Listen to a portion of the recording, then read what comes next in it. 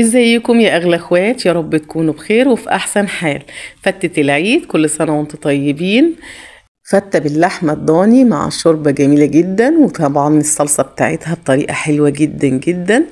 ونسمي بالله ونبدأ. اول حاجة طبعا معايا مية سخنتها كويس قوي، لازم المية تكون سخنة، ونزلت عليها بالتوابل، فلفل اسود وحبهان وورق لورا وبعد كده وبصلاية، وبعد كده نزلت بقى باللحمة، بقطع اللحمة كده، اللحمة الضاني، ونسيبها بقى تستوي خالص مع نفسها. وطبعا ما حطيتش ملح، الملح بنحطه اخر حاجة، وبعد كده نسيب اللحمة تستوي. وبعد كده هنا حطيت نص معلقة صلصة ونسيبها تستوي بقى مع نفسها. كان معايا 50 جرام ليا ضاني، ونسيبها بقى على نار كده لحد ما تتحمر خالص وتنزل الدهون اللي فيها بالشكل دوت. بعد كده حطيت عليهم حبة زيت، واول ما اللي بقت وصلت معايا باللون الذهبي ده ممكن نشيلها، وممكن نحط عليها الرز كده على طول. طبعا كنت غاسله الرز، حطيت الرز على طول وعليهم حبة ملح وقعدت اقلب.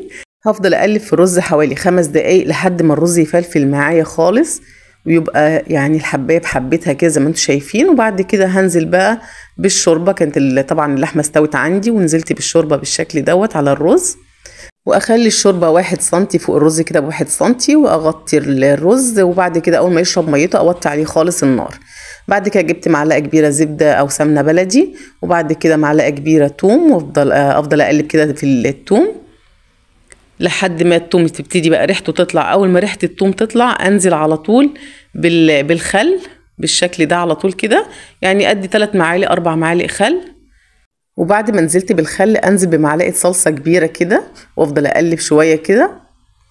وبعد كده كان معايا 5 طماطميات ضربتهم، كانوا طماطم فريش كده ضربتهم، ونزلت بالطماطم الفريش. وبعد كده حطيت فلفل اسود وكمون، وما حطيتش توابل تاني خالص، استكفيت بالكمون والفلفل الاسود، واسيبهم بقى يتسبكوا على النار. وبعد ما اتسبكت معايا كده بقت معايا صلصه الفته تمام كده مظبوطه، وهطفى عليها. وبعد كده عندي العيش هنا محمص، انا استكفيت بالعيش محمص بس ما رضيتش اعمله في السمنه. انا ممكن اعمله في السمنه، احيانا بعمله في السمنه واحيانا لا، بس انا استكفيت كده عشان تبقى خفيفه شويه الفته، ما تبقاش تقيله.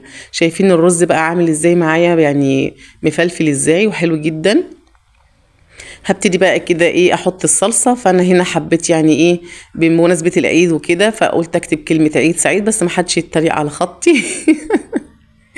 كتبت عيد سعيد، يا رب كده يجعله عيد سعيد عليكم يا رب، امين، وكل سنه وانتم طيبين. هنا بقى بعد ما حطيت الصلصه بالشكل ده، طبعا هحط الشوربه عشان طبعا العيش ناشف من تحت. فهبتدي بقى كده احط الشوربه كده زي ما انتم شايفين. حطيت حوالي 4 كوبشات كده شوربه.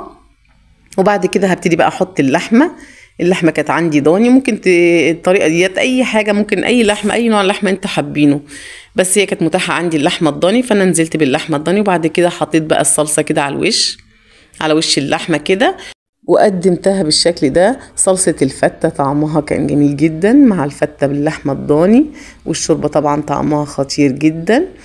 طبعا دي نوع واحد من انواع الفتة، وفي انواع كتيرة برضو.